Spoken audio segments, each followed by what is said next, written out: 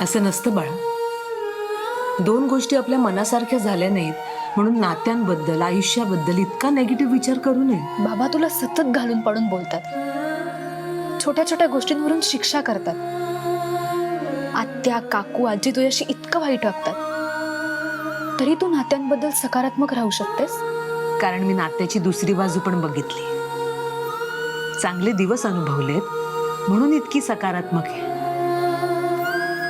पिहू, नाण्याचे कसे दोन बाजू असतात तसं नात्याचेही दोन बाजू असतात. फरक एवढाच असतो की नात्याला एक चांगली बाजू असते, एक वाईट बाजू. आणि आता वाईट बाजू समोर आहे. इतकंच. आई, तुझ्या इतकी सहनशीलता असणं चांगलं आहे की वाईट?